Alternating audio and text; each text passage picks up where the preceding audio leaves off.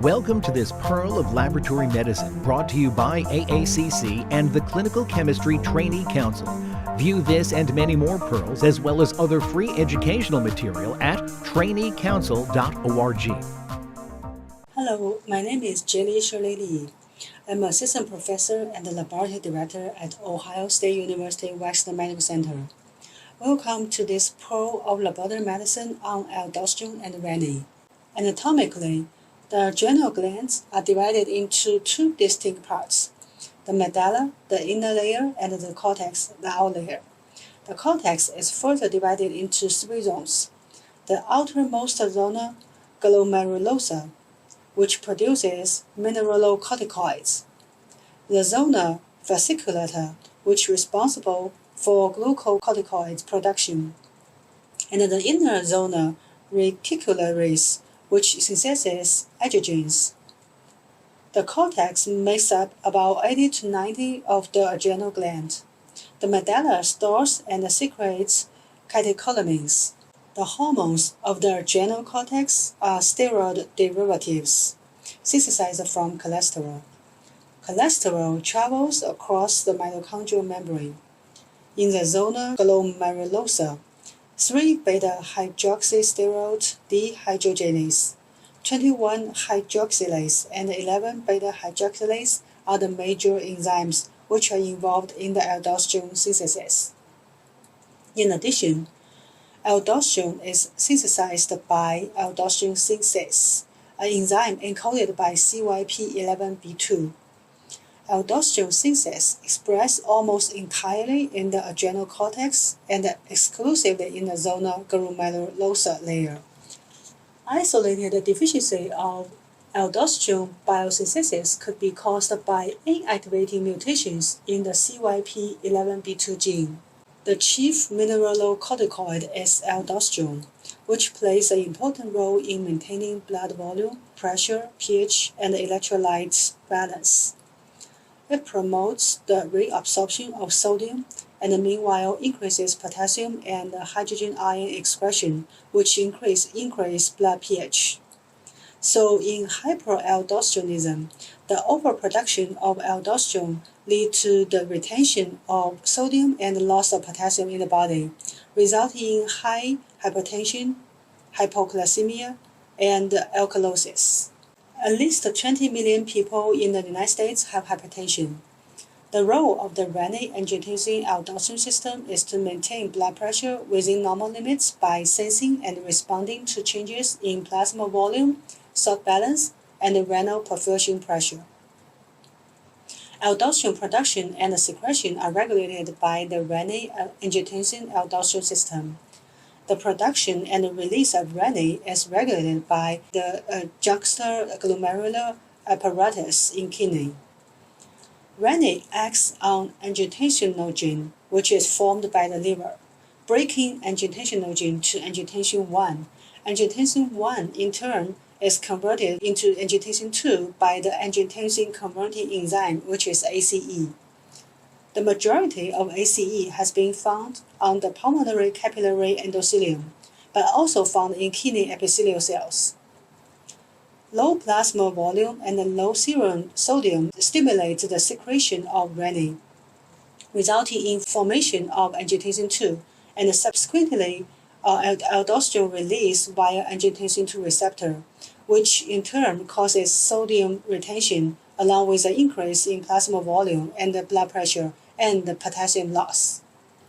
An increase in effective blood volume to acute elevation in blood pressure results in low renin, low angiotensin 2, low aldosterone, and subsequent sodium loss. Hyperaldosteronism has primary and secondary types. Primary aldosteronism is a syndrome caused by aldosterone excess. Overproduction of aldosterone may be due to autonomous and inappropriate secretion of aldosterone by adrenal adenoma, bilateral adrenal hyperplasia, which is the most common cause, glucocorticoid permeable hyperaldosteronism, unilateral adrenal hyperplasia, adrenal carcinoma. Among this, aldosterone-producing aldosterone adenoma is synonymous with Calm syndrome. Secondary hyperaldosteronism is characterized by volume depletion, edema, and hypokalemic alkalosis. Usually, secondary hyperaldosteronism refers to hypertension caused by hyperenemic hyperaldosteronism as caused by renal arterial stenosis or other vascular underperfusion of the kidney and rarely reninoma. According to the Endocrine Society guidelines, the diagnosis of primary aldosteronism includes hypertension resistant to 3 conventional antihypertensive drugs, controlled blood pressure on 4 or more antihypertensive drugs, hypertension in the presence of a known adenoma, hypertension and spontaneous or diuretic-induced hypokalemia, hypertension and sleep apnea, hypertension and a family history of early onset hypertension or cerebrovascular accident at a young age. Pseudoaldosteronism, sometimes also referred to pseudohyperaldosteronism. Its clinical presentations are similar with primary aldosteronism. However, pseudohyperaldosteronism differs by having low plasma aldosterone because of the activation of the mineralocorticoid receptor without increase in aldosterone. This occurs because of functional increases in cortisol or other steroid hormones with some mineralocorticoid activity. In Cushing's syndrome or high-dose steroid therapy, the mineralocorticoid receptor can also be activated. The active agent in licorice lyserison inhibits enzyme 11-beta hydroxysteroid dehydrogenase type 2, which metabolizes cortisol to cortisone in the kidney. Genetic deficiency of 11-beta steroid hydroxylase can lead to overproduction of 11-deoxycholesterol and decreased aldosterone. Leville syndrome is an autosomal dominant genetic disorder leading to increased activity in the amyloid-sensitive sodium channel, characterized by hypertension with hypokalemic metabolic alkalosis, hyporenanemia, and suppressed aldosterone secretion.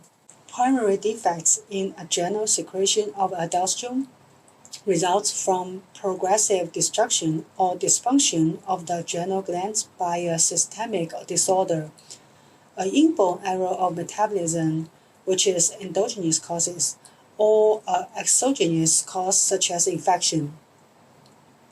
Tests to confirm aldosterone deficiency in such patients are not usually necessary because hyperkalemia and hypotension support the diagnosis of primary adrenal insufficiency in patients with cortisol deficiency, elevated ACTH, and hyperpigmentation.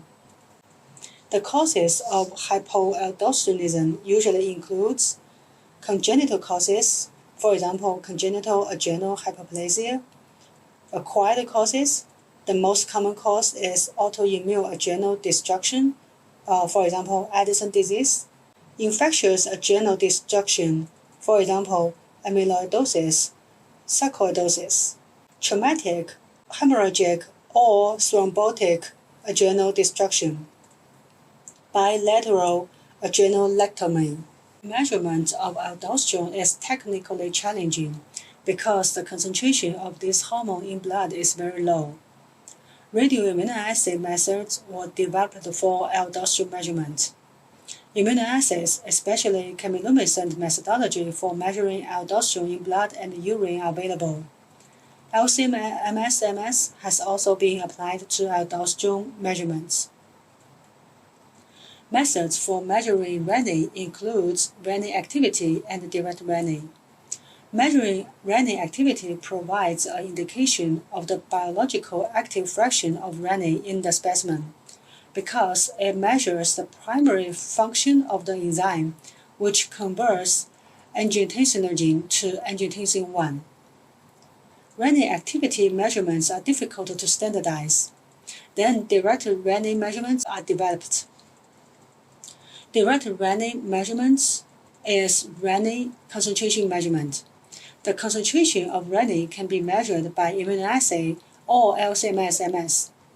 However, direct renin measurements are difficult to standardize too, due to the issues on calibration or pro-renin activation. The aldosterone to renin ratio was proposed as a sensitive screening test because most cases of primary aldosteronism have normal aldosterone levels. However, due to the variation of aldosterone and renin measurement methods, specifying a universal aldosterone to renin ratio is impossible.